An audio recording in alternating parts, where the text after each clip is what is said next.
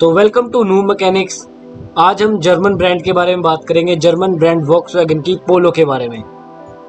इस कार को हमें क्यों नहीं कंसीडर करना चाहिए, जनरली हम इस बारे में बात करेंगे कि क्या इसके अंदर कमियां हैं, क्यों ये अभी भी पुरानी गाड़ी कोई लॉन्च कर रहे हैं, नई लॉन्च नहीं कर रहे हैं, हमें वही चीज़ दे ही जा रहे हैं। और कई लोग हैं कि कुछ रीजंस की वजह से खरीद रहे हैं।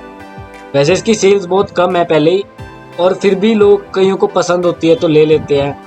तो हम आज उन पॉइंट्स के ऊपर बात करेंगे कि हमें ये क्यों अवॉइड करनी चाहिए, क्यों नहीं लेनी चाहिए। तो आइए शुरू करते हैं।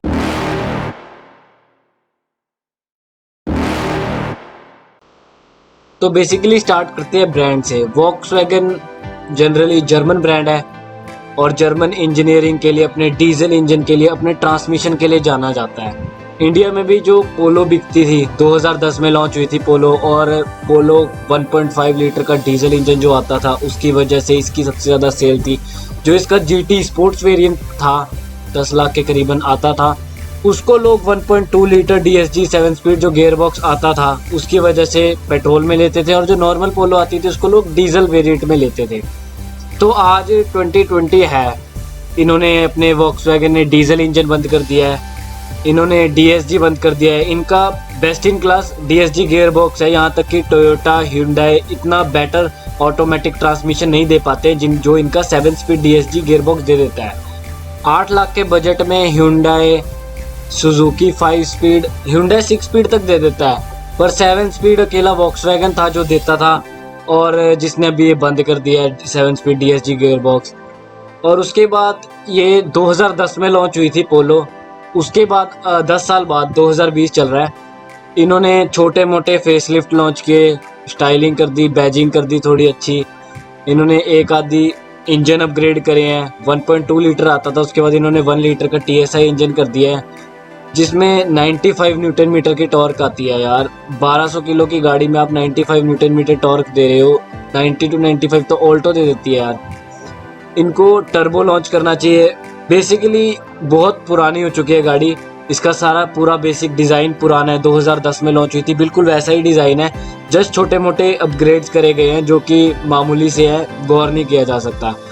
अब जर्मन गाड़ी कोई बंदा लेता क्यों है? इसकी बिल्ड क्वालिटी के लिए, इसकी सेफ्टी के लिए और इसकी परफॉर्मेंस के लिए। तो परफॉर्मेंस तो अभी दे नहीं रही। जो कार एंथुसियास्ट होते हैं, परफॉर्मेंस चाहते हैं, वो डीजल वेरिएंट भी ऑप्ट करते हैं, पेट्रोल तो कई करते हैं, पर डीजल भी उनका एक फर्स्ट प्रेफरेंस होती है। जो पोलो बिकी भी है डीजल में, तो अब डीजल तो दे नहीं रहे हैं।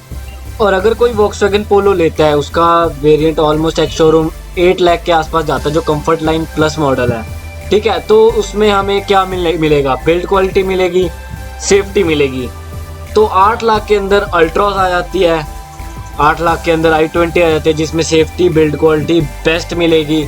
और अगर हम एक सेगमेंट नीचे चल जाते हैं, जिसमें top end variant i10 Nios आ जाती है और फीगो आ जाती है, जो कि पोलो जितनी स्पेस देते हैं इंटीरियर से, क्योंकि पोलो एक प्रीमियम हैचबैक है। जब 2010 में लॉन्च हुई थी, उस टाइम प्रीमियम हैचबैक में फिएट पुंटो थी, निसान माइक्रा थी, होंडा जैज थी, ह्यूंडई i20 थी, स्कोडा फैबिया थी, और ये वॉक्सवैगन पोलो थी। तो आज के टाइम में क्या है, ह्यूंडई i20 अपग्रेड हो चुकी है बहुत बार, होंडा जैज भी अपग्रेड हो चुकी है टाइम से, स्कोडा फैबिया जा चुकी है, डिसकंटिन्यू हो चुकी है, निसान माइक्रा भी डिसकंटिन्यू हो चुकी है, फिएट तो जा चुका है छोड़कर, और वॉक्सवैगन पोलो इसको अपनी ही गाड़ी को प्रीमियम हैचबैक की सेगमेंट में बेच रहा है। जबकि इसकी जो इंटीरियर डायमेंशंस हैं, जो आपको अंदर रूम मिलता है, वो इतना नहीं मिल पाता जो कि आपको एक i20 प्रोवाइड करती है, या होंडा जैज प्रोवाइड करती है, या फिर अल्ट्रोस दे देती है। इसको एक सेगमेंट नीचे गिनना चाहिए, क्योंकि इसके अंदर की जो स्पेस है वो बहुत कम है। जो रेयर पैसेंजर है, अगर आप 6 फुट के आसपास या 5'10", 5'11" की हाइट है, अगर आप रेयर सीट पे बैठते हैं तो आपको थोड़ी देर के लिए तो चल जाएगा, पर लॉन्ग रूट के लिए चल नहीं पाएगा। और अब एट लास्ट हम बात करते हैं सर्विस की। तो जो फोर्ड, स्कोडा, वॉक्सवैगन, ये तीनों माने जाते थे कि भाई आपकी सर्विस बहुत महंगी है, इनको मेंटेन करना बहुत मुश्किल है। इनमें से फोर्ड और स्कोडा ने बहुत हद तक अपने आप को ही मेंटेन कर लिया है। इन्होंने ऑनलाइन फॉर्म बना रखे हैं, जिसमें आप जाकर भर सकते हैं कि मेरी गाड़ी, मेरे पास फोर्ड फिगो है, मेरी 25,000 किलोमीटर चली है, डीजल है, 2015 मॉडल है। सब आप डिटेल्स भर देंगे, आपकी सर्विस कॉस्ट निकल के आ जाएगी, इतना लेबर लगेगा, इतना ये चार्जेस लगेगा, इतना ये चार्जेस लगेगा, इतना ये चार्जेस लगेगा। पर वॉक्सवैगन अपने आप को ऐसे डेवलप नहीं कर पाया, वो टेक्नोलॉजी नहीं दे पा रहा है जो कि स्कोडा और फोर्ड दे पा रहे हैं। स्कोडा ने शील्ड प्लस लॉन्च कर रखा है, फोर्ड ने भी कर रखा है अपना ऐसे ही, जिसमें आप भर सकते हैं, आप अपनी सर्विस कॉस्ट निकाल सकते हैं। यहाँ तक कि Hyundai तक ये ऑफर कर रहा है, जिसकी गाड़ियाँ इतनी बिकती हैं वो तक ये ऑफर कर रहा है कस्टमर्स को। और बात करते हैं सर्विस किलोमीटर्स की। 4 ऐसे ब्रांड हैं जो 15,000 किलोमीटर के बाद अपनी सर्विस करते हैं: जीप, टाटा मोटर्स, स्कोडा और वॉक्सवैगन।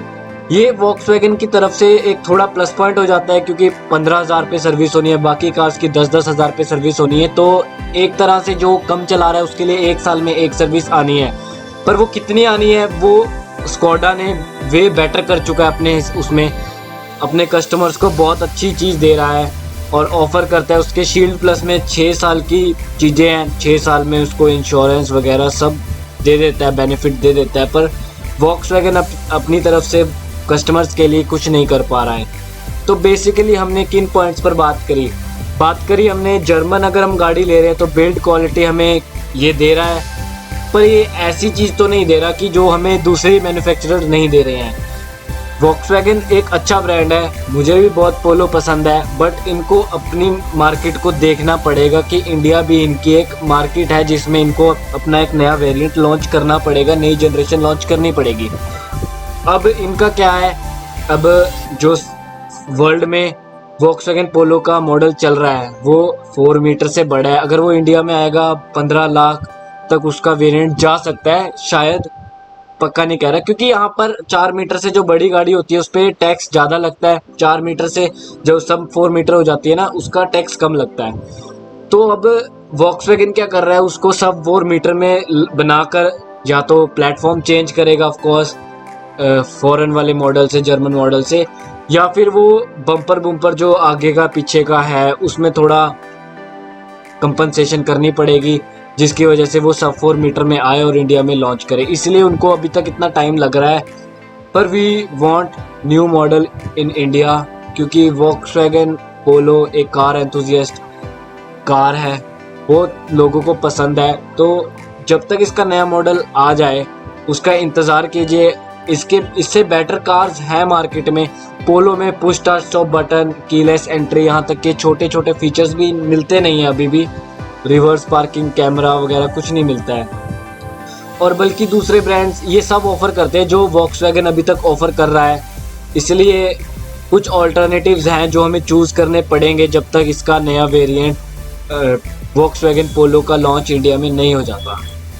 तो ये बेसिकली कुछ पॉइंट थे जिनकी वजह से हमें वॉक्सवैगन पोलो को अवॉइड करना होगा, और इसकी जगह जब तक नया जनरेशन नहीं वेरिएंट नहीं आ जाता तब तक हमें वेट करना होगा, या फिर कोई और गाड़ी चूज़ करनी पड़ेगी। अगर आपने इस चैनल को सब्सक्राइब नहीं करा है तो चैनल सब्सक्राइब कर लीजिए। ये वीडियो अच्छी लगी हो तो इसको लाइक करना, और ऐसी ही वीडियोस पाने के लिए सब्सक्राइब और बेल आइकन का बटन ज़रूर दबा देना, ताकि हम ऐसी वीडियोस लाते रहे और आपके पास पहुंचते रहे। तब तक के लिए बाय बाय।